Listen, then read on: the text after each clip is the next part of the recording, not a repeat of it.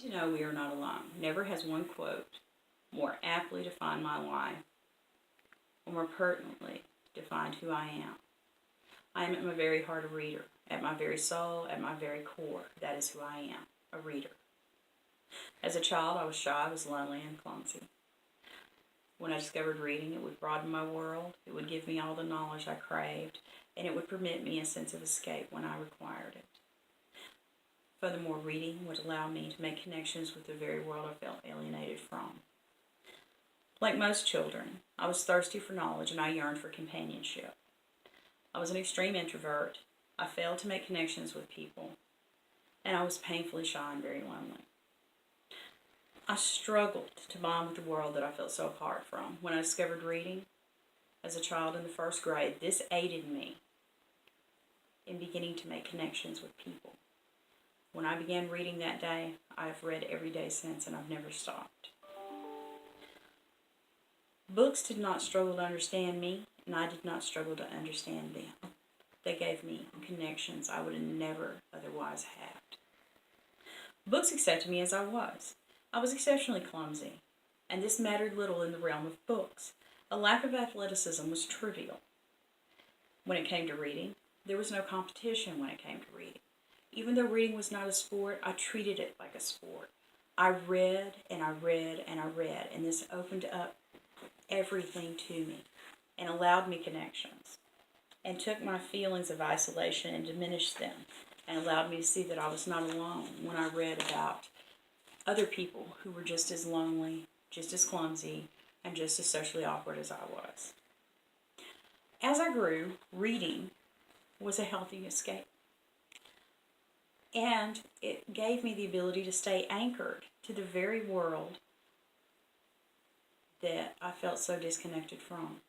I grew up during a time of satanic panic and Southern conservatism, where much of what you watched on television, watched at the movies, or read was dictated to be somehow or another of the devil or satanic.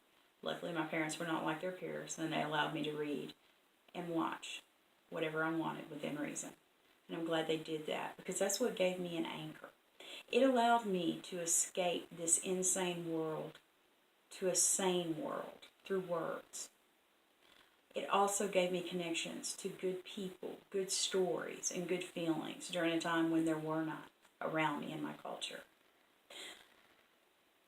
This greatly reduced the isolation within me. Books also kept me from complete cynicism. I did not abandon religion or hate God from these experiences. Thanks to books, I was actually permitted to see a different view of the events I was encountering. Anne Rice, in her book, The Vampire Lestat, remarked wisely, "Maybe a new religion will rise now. Maybe without it, man will crumble in cynicism and selfishness because he really needs his gods." And that were the wise words that I had needed to hear for so long. When a person reads an answer to a personal struggle, they feel less abandoned. This is the power of reading. Every person on the planet is on a journey to understand others and themselves. Every person lives a life of constant internal struggle. Books are one of the best tools for working on that, for working on who you are. When we feel bad about ourselves, we can pick up a book, and that will give us a connection. When we feel beyond redemption, we can read a line from a book such as, "In the very depths of hell, do not demons love one another?" and feel strangely restored. When I read those words, I recognize that even at our worst, we still have humanity within us, and we are capable yet of giving and receiving love. This is a beautifully cathartic phrase for the desolate hearts. In conclusion, we do need to read to know that we are not alone. Reading gives us experiences. It improves writing skills. It develops critical thinking skills. It improves our creativity and teaches us about the world. Reading opens up the mind in ways most things cannot. Books showed me that there were others out there that thought as I did, or at least experienced similar struggles in life as I did. Even the fictional books imparted within me the thought that no one would have written it had they not experienced it or witnessed something similar.